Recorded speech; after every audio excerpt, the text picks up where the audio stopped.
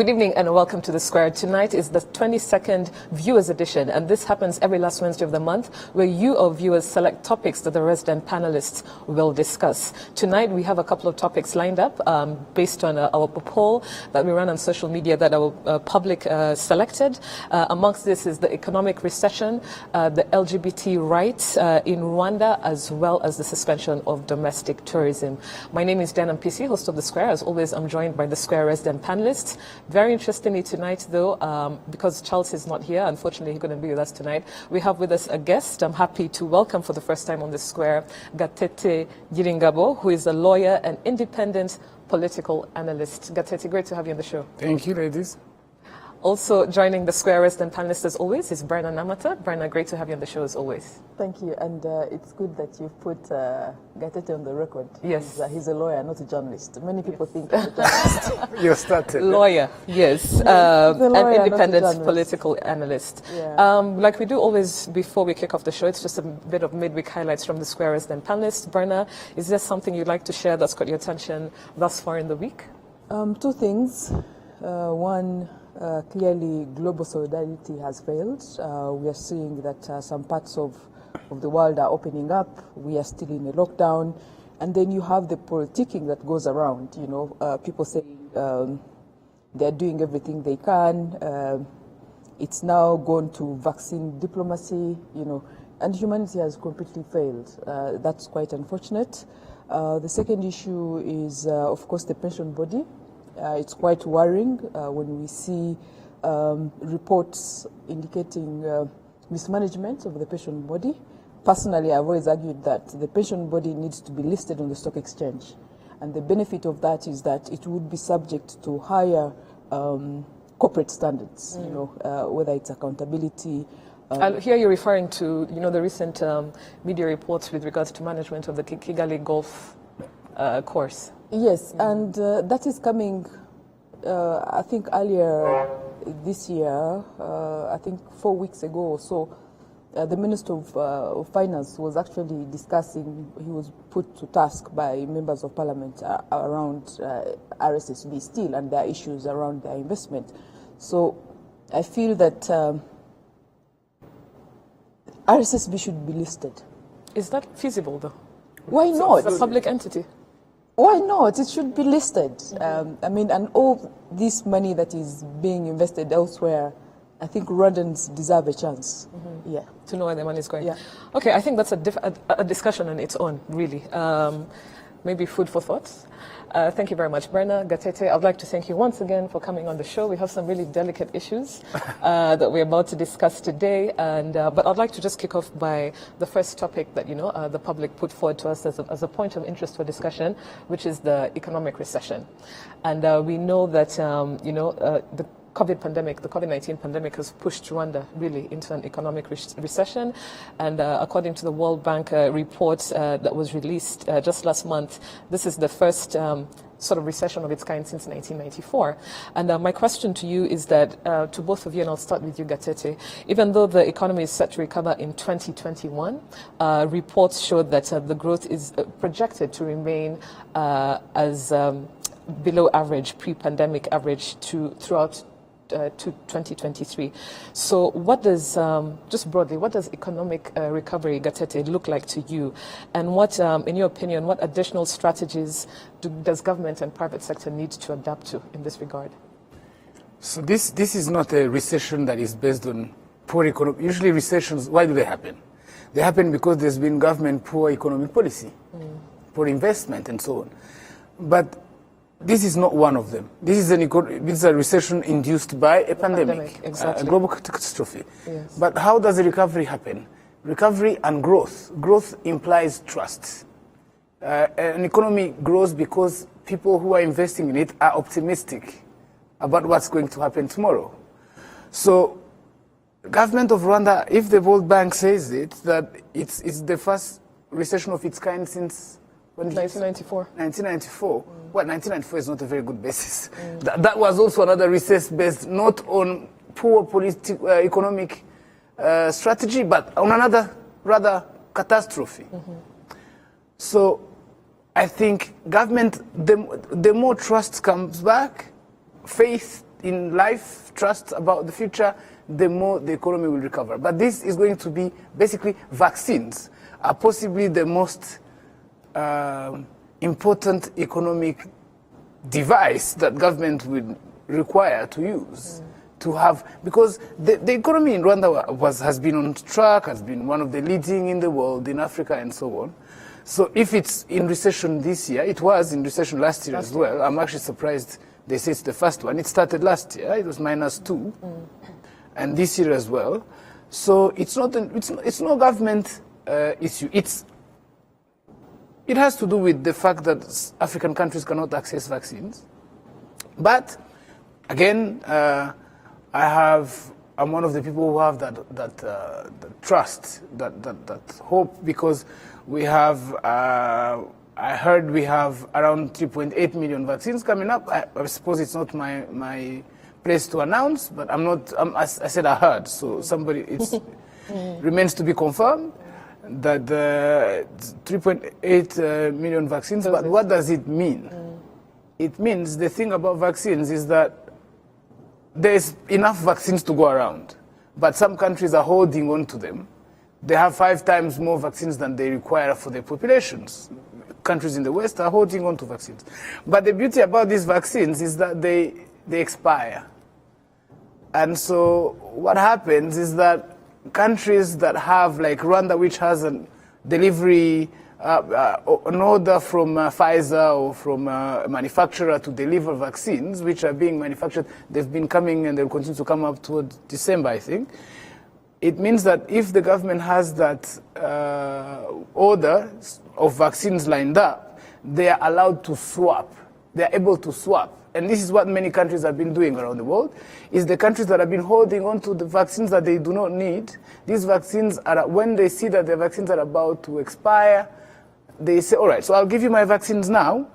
If your order comes in 3 months, 6 months, I'll take it. Then I'll have my vaccines will have a life of a month, 2, 3 months. So the Rwandan government is actually scouting the world, on the one hand, to swap with other countries.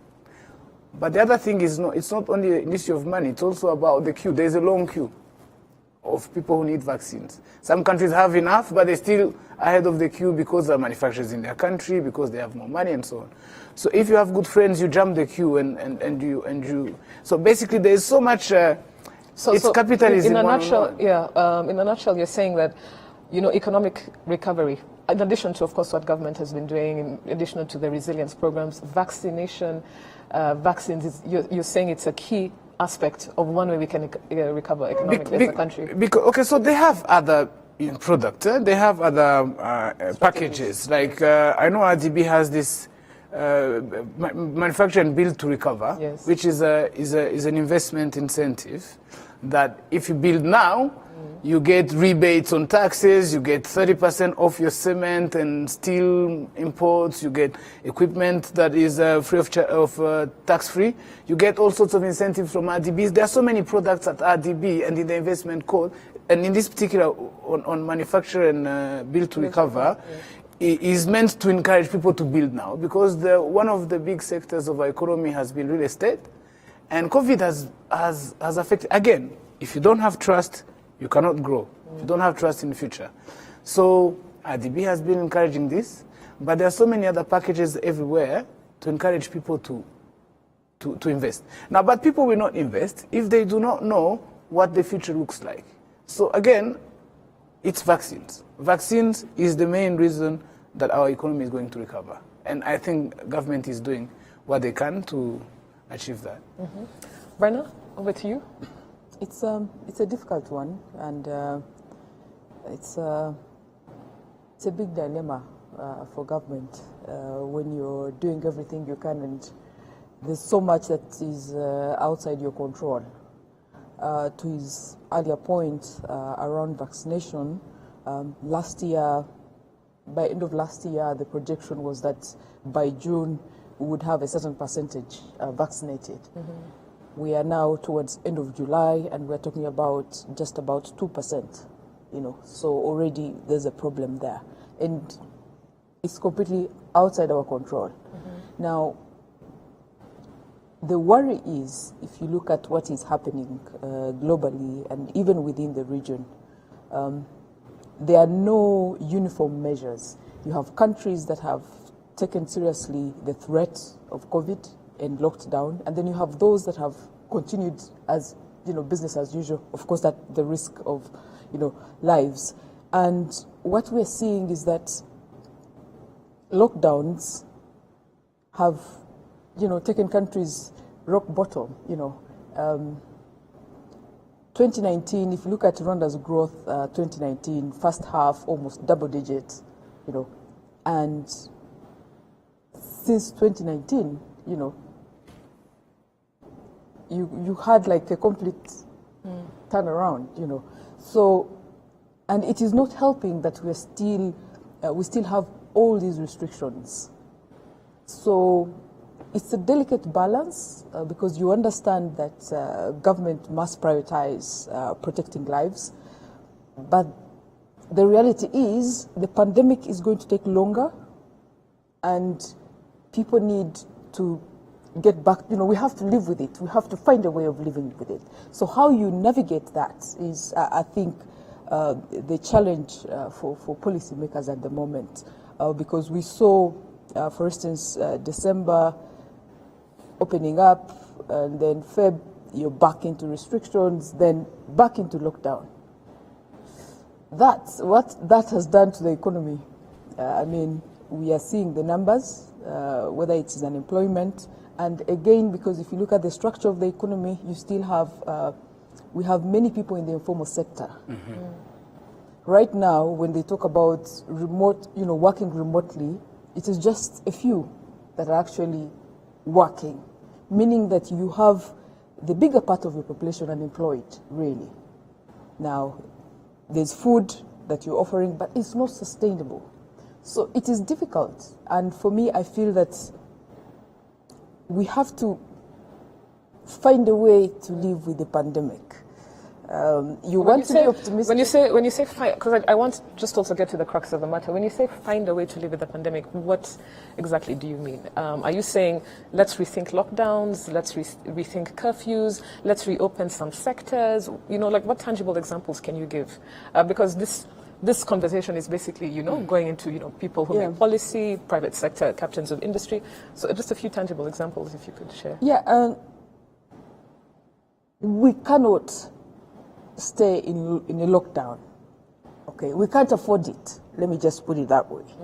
We can't afford it because you can give food for 2 weeks, 3 weeks. You can't give food for 12 months. Now, access to vaccines right now depends on luck, really.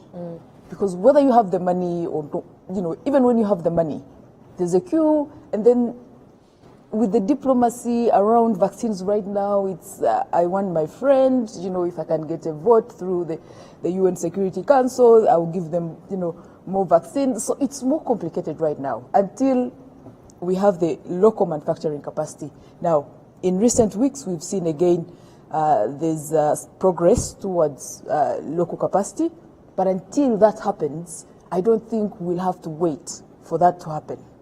We have to find a way, and that means reopening some of the sectors. Now, from elsewhere, what we are seeing, you could have a reopening that is partial, because one, the testing capacity has improved. So, meaning you could put the burden on some businesses and say, you have to test for you to operate. There are some businesses that can afford that, and that would at least create some jobs. Because think about it, if you have, let's say, 100 offices that are open, you have cleaners coming in there, you have people that, give them tea. All this helps to resolve the unemployment problem. Now, the other problem also, and I think we need to think about, is the longer people stay at home, we also have a different set of problems that are coming from people staying longer at home. Okay, I'll give you an example. We have to be prepared for the population boom that will come from. That's yes, fair it's point. the reality. That will come from people working from home. That's one. Number two, we know that research has shown that women and girls have a problem with lockdowns, especially. GBV rates go up during lockdowns. There is a problem. So yes, you're trying to control infections, you're trying to save lives, but there's also the other aspect of lockdowns, that we have to look at. And yes, so in the nutshell, I feel that we're at a point where we must think about how do we live with the pandemic, reopen some sectors, allow businesses to operate, add a cost to it, the mandatory testing and all, but at least allow them to open. Yeah. Before we go to the next topic, Gatete, do you want to comment on what Brenna has said? The baby boomers, the after the Second World War and after, in the 60s, when, after the Cold War and the war and society, suddenly people had an urge to make babies. Well, you have to. You can say there'll be a population boom, but remember, there's also people are dying much more now than they were dying before. So perhaps I don't think nature has a way of balancing itself. I don't think so. But coming back to this, so I don't think the lockdown will be perennial. I think also, right. So there are all sorts of issues that come with the lockdown, and indeed, these issues, all of them, I agree with Bernard. Those are the issues that will come with lockdown. But why the lockdown and how long I think we can sustain this? I think this is the last lockdown. You don't know that. I think. Now I'll tell you why. Why is this lockdown happening now? It's not a lockdown because of of preventing the pandemic only. It's a lockdown to provide the right data to know exactly who has COVID and who doesn't. So if you look at the rate at which they are testing people on a daily basis, that shows you that at this point, so before, the Ministry of Health had an idea but was not clear as to who has COVID, who is recovering, who doesn't have COVID. I think the lockdown extension, I don't think it's going to be perennial. Indeed, it's not sustainable. And right now, I'm glad I went to visit food distribution points. I mentioned it last week. It was amazing. This time, people have enough food. So, and Bernard raised an important point. A big percentage of our population is in the informal sector. They only eat after they have left their home. So these people, this time at least, they've received proper food and they've added rice. So it used to be maize flour and beans, and now they have rice. And if you have a baby, they can give you cooking oil, they can give you milk, and you can call and they bring you food, they deliver at your house. So it was quite it was exciting to see. I went to visit these places. But the idea is, indeed, when you read the food, it says coming from the National Strategic Grain Reserve. So that means this is our grain reserves. So, which means the idea is not to exhaust the reserves that we have. So for now, we're giving these reserves. But my idea, I think the extension of the lockdown was only done because government knows that it's getting vaccines soon. And government says, all right, so we're getting vaccines, let's test everyone and make sure we have a clear picture. After that, we know who should be locked down, actually isolated from the rest, who should be followed up, who should be left to go in the open, provided they respect the measures, social distancing, mask, and so on, and washing hands. So I think after this second look, hopefully by the time they added another week.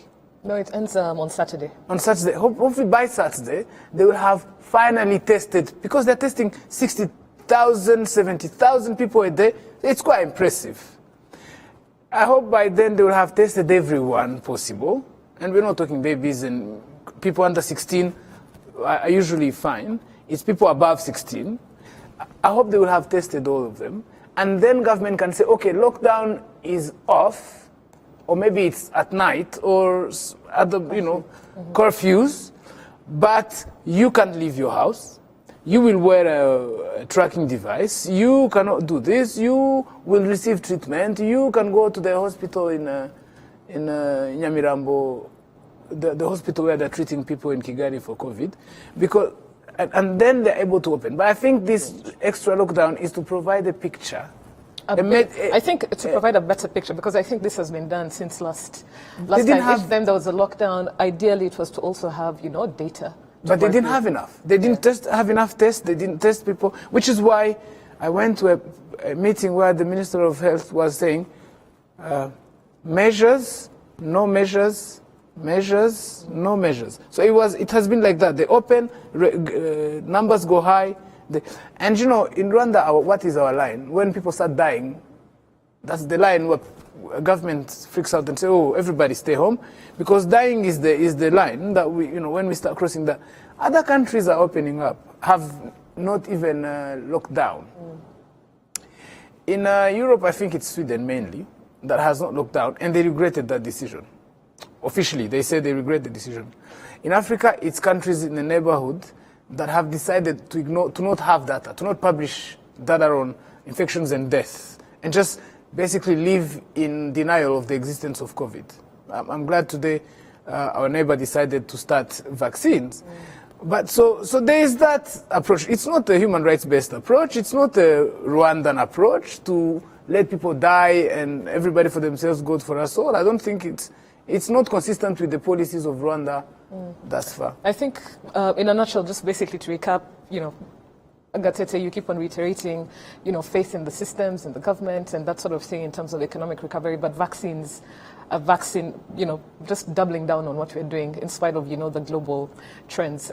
That's one way of economic recovery. Berna, if I heard you correctly, we have to learn how to live with this pandemic one way or another and look at, measures to reopen certain sectors and factor in also aspects that the lockdown brings with it that are quite negative.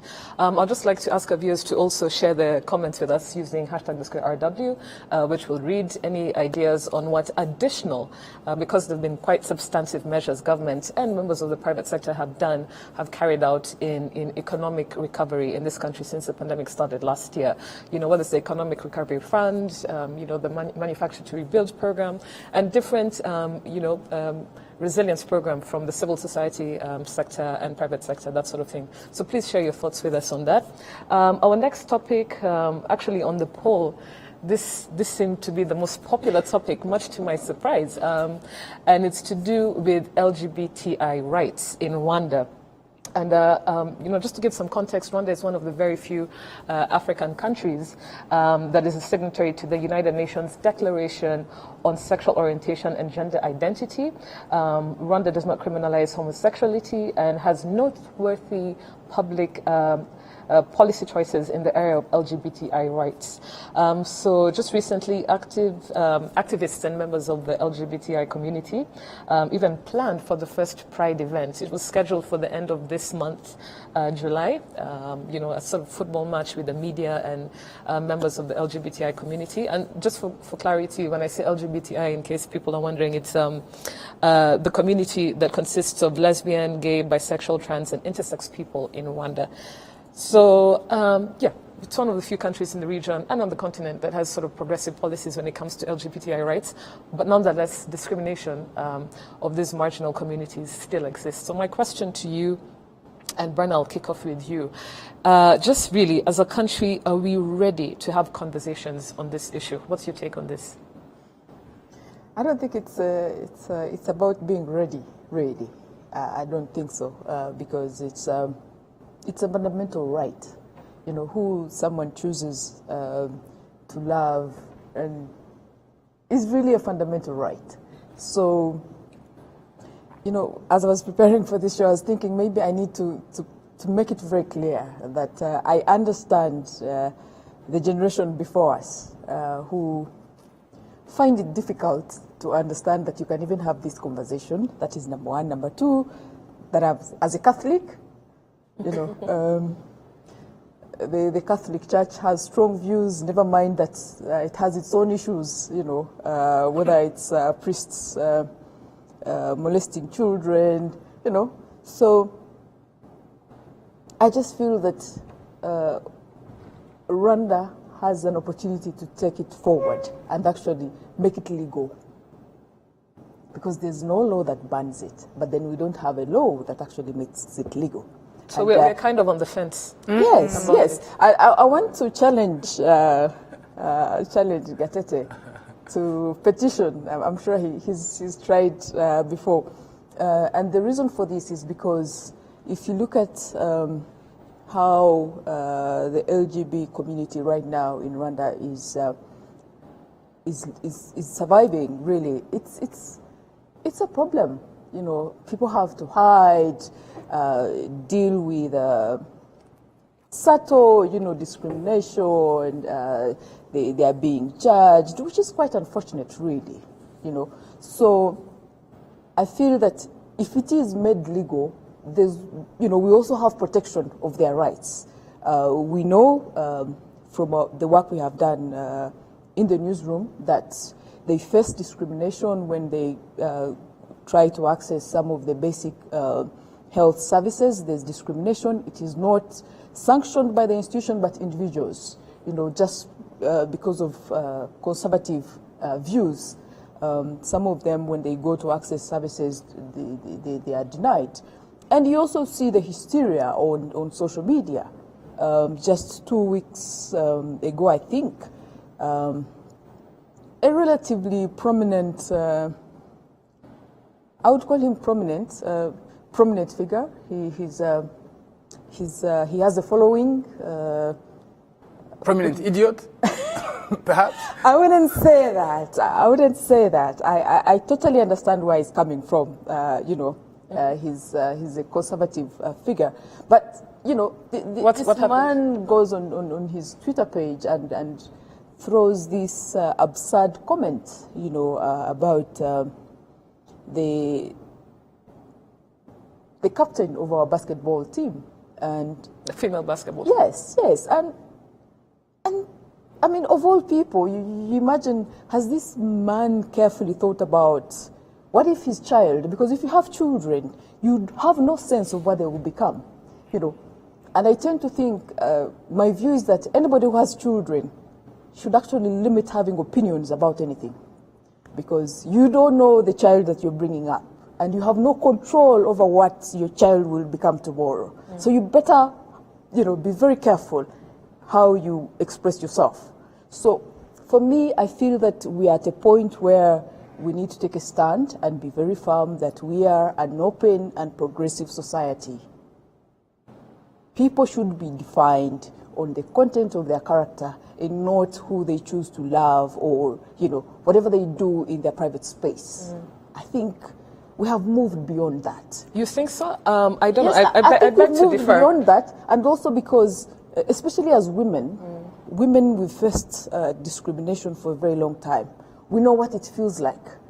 So I actually feel that women should be actively supporting, the LGBT community, because we have received our fair share of discrimination.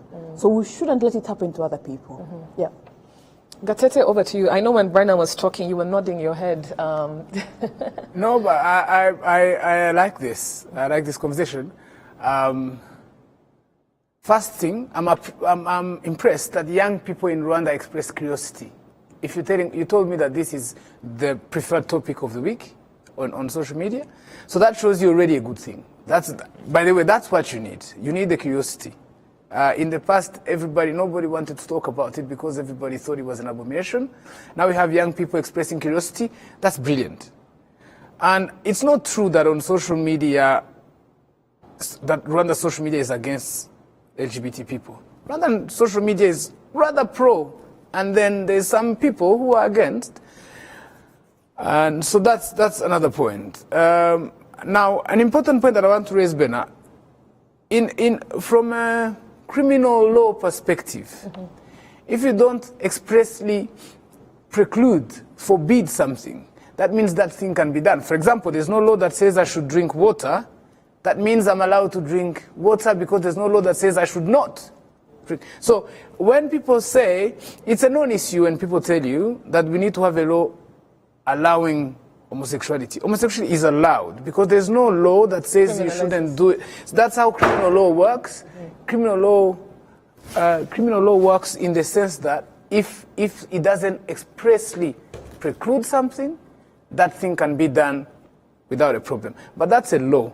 Remember, society doesn't change from laws. governments believe that they can, with the strike of a pen, society, shifts from looking here and they start looking here. It's not the case. There is also the issue of LGBT issue, if you want to put in different categories.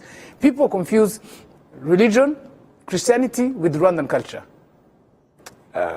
There's an anecdote. There was a young man who asked Mzee Tito Rutaremara, saying young girls wear miniskirts and this must be against Rwandan culture. Tito was shocked to say, oh well, Rwandan culture people used to wear ishabure. Ishabure is even higher than miniskirt, and now you want them to wear pants because you think that's trousers that's more Rwandan culture than miniskirts. I'm not sure. So Rwandan culture is not really. So people who don't know what Rwandan culture is should not purport to speak on behalf of it. First of all, there's no book on Rwandan culture, and there's no Rwandan culture day where it stopped evolving. Rwandan culture is a dynamic thing. We are part of Rwandan culture. What we do, our practices of 2021 are part of Rwandan culture. Rwandan culture is not ancient. It's dynamic, it's progressive, it adopts new information, new ways that we agree in society. Society remains in a constant state of negotiation between right and wrong, and then we accommodate new actions. But anyway, going back to the LGBT issue. Yes. I do not believe, remember, Bena, you have to place yourself in time and in space. We're not a monolith. We live in a region, and we live in a country with 90% religious. If it's not Christianity, it's Islam. At least 90%. Those people, I don't know if you know how many petitions have been written by the Catholic Church to the President's office asking them not to implement some of the gender equality policies that you ladies and us men actually benefit today. They're still stuck up on the gender equality, and you want now a society or a government or I don't know who to become the activist of LGBTI issues. It's not our place. Also, understanding of LGBT issues is gradual. We all evolve at different spaces based on the information that we acquire. Mm-hmm. The first time I met LGBTI people, they came to me, I didn't know anything about it. They told me the more I learned, the more the different I acted. There is also this arrogance of saying, I have advanced, I'm more progressive than you, therefore you must be like me, or otherwise you're evil. That person wouldn't be different from the homophobic. So the idea is we have different people at different stages in our society of awareness of LGBTI-related issues.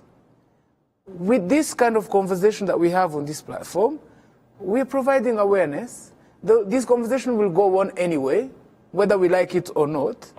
But we should just provide awareness and a hope that people. All I know is that Rwandan law, the Rwandan constitution says equality and non-discrimination. Rwandan criminal code doesn't penalize them. In Rwanda, we have policies. We have the Ministry of Health has programs that give money to NGOs that support LGBTI people with health-related facilities. We have money from government of Rwanda that goes to NGOs that enable LGBTI people to access treatment, to access, they need lubricants, they need all sorts of prevention and so on. These NGOs exist in Rwanda. They are registered, but they're registered not as pro-gay activists, which is not.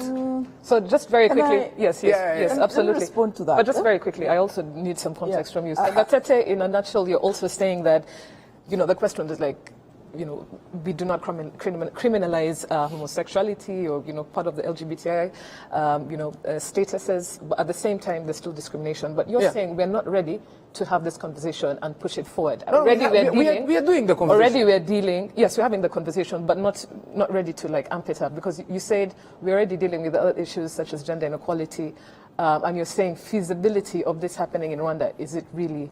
We are not ready for it. And Brenna, over to you. Just to clarify, and for the record, I do not expect government to be an activist as such. Even if government was to become an activist, even better, okay? Because that is part of building an inclusive society. Secondly, when I say that we need to make it clear in terms of the legal provisions, yeah, it's because you remove the ambiguity. I mean, you're a lawyer, you should know this. There's no ambiguity. The ambiguity is, what happens if someone is trying to discriminate? What happens? It's discrimination. Yes, and how do you punish them? That's one. Where are the sanctions? Secondly, when it comes to the rights, for instance, how is marriage defined in this country? How is marriage defined? Okay. Yeah. But Right. are you saying So if I may. So the when I'm pushing for legislation, it is not so much So as you want gay marriage? I mean, Just let's be clear, because let's separate. Beyond gay marriage. So there are two laws in Rwanda. One thing that I concede to you is that Rwanda does not recognize gay marriage. I'm not a guy who advocates for marriage. If people can have access, marriage is interesting But for it's me. not up to you to listen. decide who should get married or who I'm shouldn't here get to married. give my opinion. can you just first give I'm it here not up to you. I'm here to give my opinion. Yes. It's not up to me. I'm saying what I believe. Marriage, for me, why is marriage important? Marriage is important for the rights that are accrued to it. So the rights of the children that come out of it, or the right of the partner. So for example, if I have health care and I marry you, you get the same, and etc. and etc. etc. Yes. So the rights that accrue to it. In itself, the institution is, I don't mind, it's the rights that accrue to it. If those rights are guaranteed, I'm happy. Now, Berna, the one thing that I concede you is that you say we don't have gay marriage. But we have a law that punishes discrimination in all its forms. That's what the law says. Now, if you are discriminated based on anything at all, it could be your hair, it could be your looks, it could be your skin, it could be any form of discrimination is punishable by Rwandan law. Yes. Now, do you want, because remember, there are two ways of stigmatizing a community. It is by doing a law to criminalize them, or by doing a law to set them apart. So be careful, and I've been discussing this with other activists, when you start setting people apart by creating special laws, actually you are stigmatizing them. So you have to be careful about these two things and how you navigate it. However, it's, like I said, it's my opinion. I don't advocate for marriage in itself, being heterosexual or gay marriage.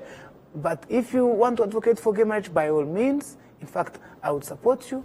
I don't mind. But to say that we have to create laws that says, there's no law that says heterosexual intercourse is allowed. Did you see that law?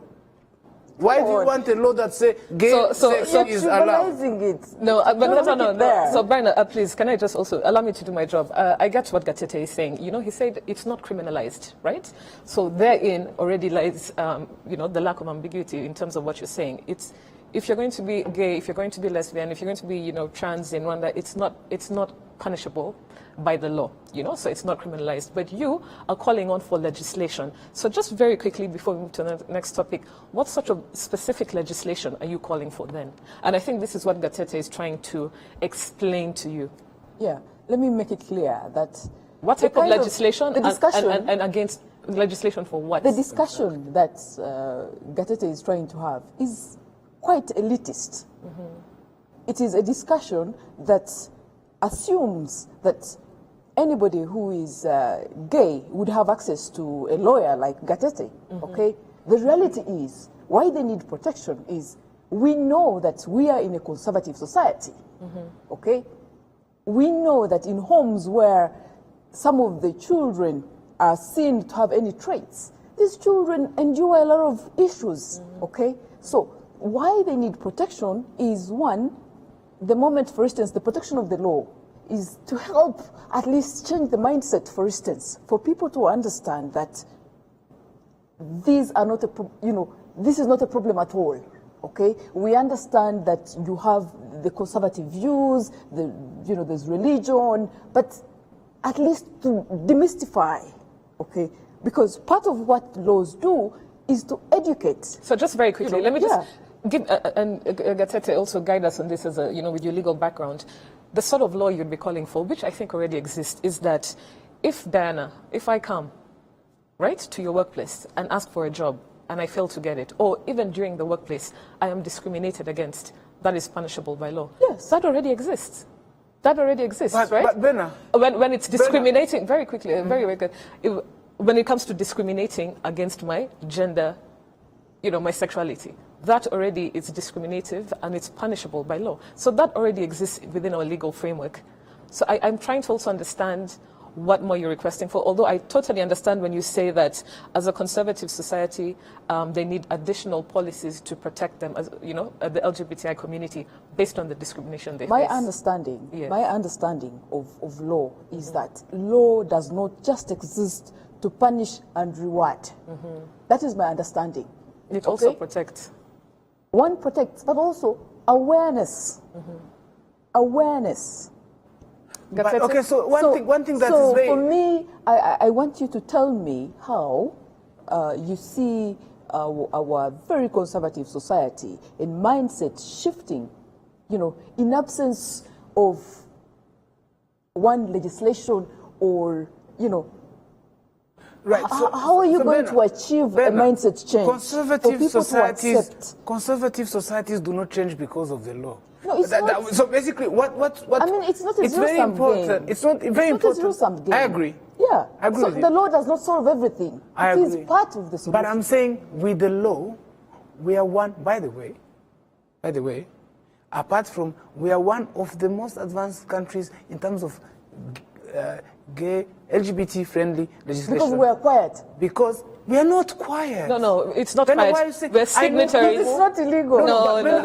Brenna, I think you also need to look at, the frameworks. I know people who went to jail because, so I'll give you several facts. So I know people who went to jail because they went to a bar in Nyamirambo and found gay people, because of the social discrimination that Bena is mentioning, like to hang around together so that people won't, and so on. People found them in a bar in Nyamirambo, beat them up, police arrested those people, put them in jail. So I have several cases of harassment of LGBTI community, of people who go to jail. Now, the Rwandan society is conservative because the Rwandan society, some people don't believe in this, some don't believe in that.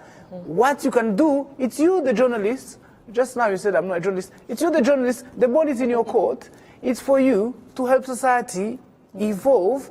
And also, by the way, why do you want to impose laws that society is not ready for? Because who makes laws?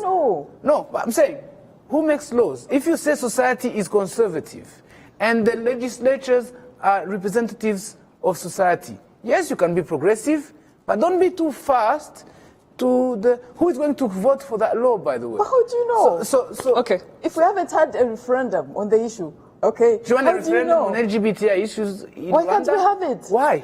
LGBTI issues is not the main, it's not a referendum. You see, Gatete, the mere fact that you can't imagine that Rwanda today can have legislation, that in itself there is a problem. There is legislation. I said, okay, I'm repeating myself. Okay. Berna, I think, Gatete, I hear you. I hope our viewers also hear you both. But Berna, just when you say that Rwanda, has no legislation, it has policies, it's signatory to various global convention bodies when it comes to LGBTI plus, rights. But of course, more needs to be done. Yeah. And I think more needs to be done, not really in the legal framework, but societal mindset and that sort of thing. I totally see that we are not ready as a country to have this conversation. We are having, don't say that. We are having. No. I mean, not ready to have this conversation on a large scale. I mean, the fact that we're having national television. What are you talking about? No. A lot more conversations need to be had. A lot more conversations need to be had. We can talk about this, but we have another topic coming up. But I'd like to just quickly read some of the tweets that are coming in from our viewers. Thank you very much. The first tweet we have on our screen is from Rwanda Health, and we're just reading tweets that are coming up as a result of all the topics we're discussing so far.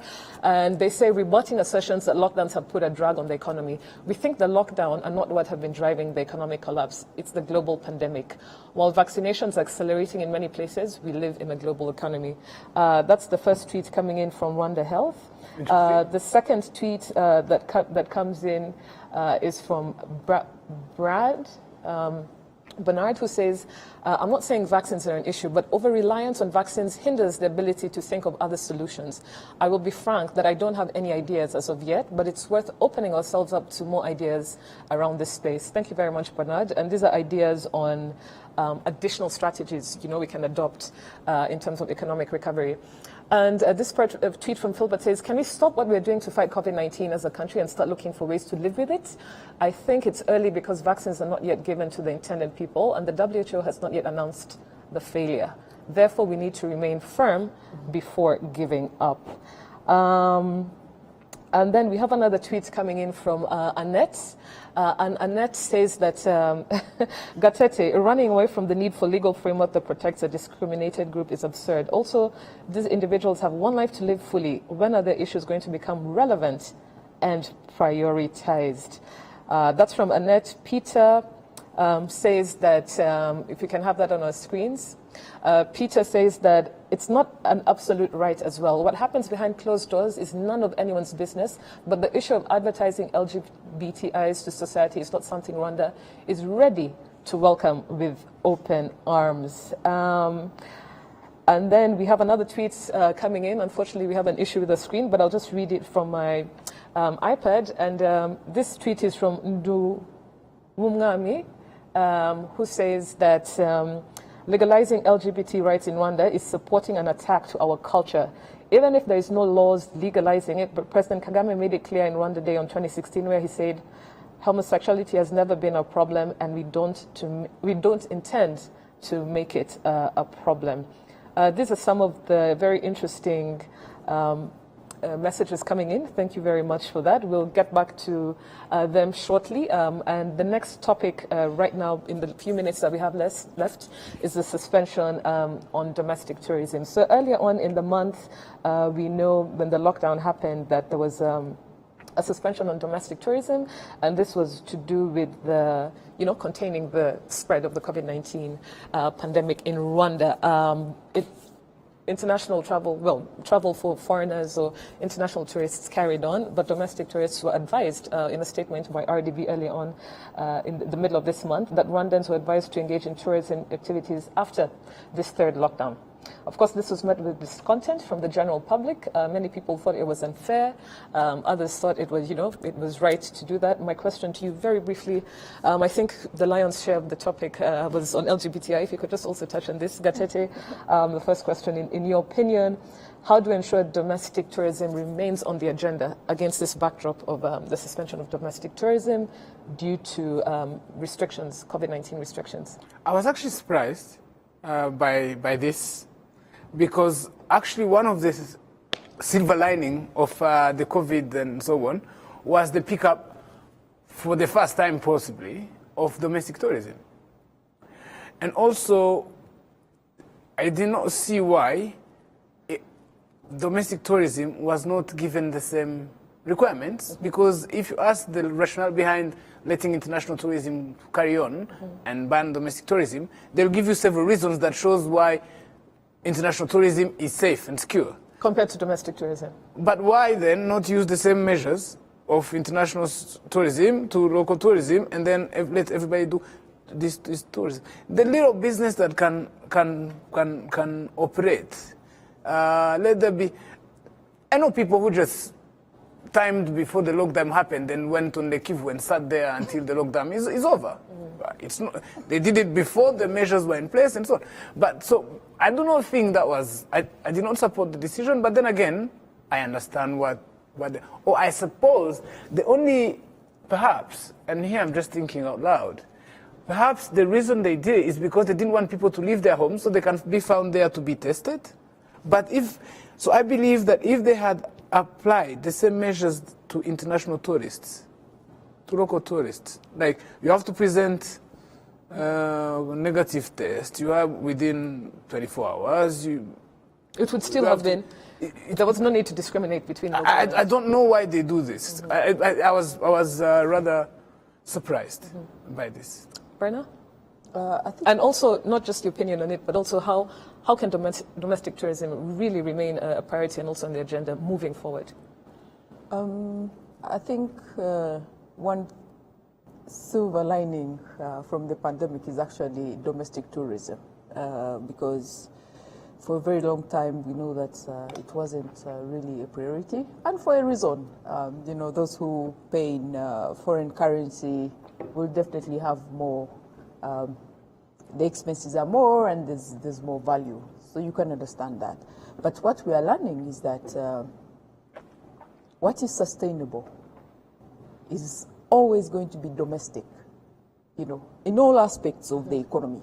You know, you cannot rely on foreigners for any, you know, part of the economy. So it's good that we've seen over the last 10 months or so, there's been a lot of effort going into coming up with packages, quite impressive, but I think we still have a gap in terms of marketing so that the general population is aware. And also because we are starting from a very low base, so it will take a bit of time before it actually happens, for, you know, because there's a need of a, you know, a mindset shift. Instead of going to a neighboring country for your honeymoon, maybe you could go, you know, to Kivu, and there are all these, there are packages now like that. But I feel to give it a push, it will take more than people just being patriotic. Because right now, if you're spending money in this country, you're actually patriotic. No, seriously, because yes, it's patriotic, because you're spending, when you spend money, when you go to a local tourist facility, or whether it's a hotel, why it's patriotic, in my view, is you're serving jobs and you're making your contribution here. Yeah? You could see it a different way, but we need to have more people spend money, you know, Rwandans spend money, and also a change of attitude. For instance,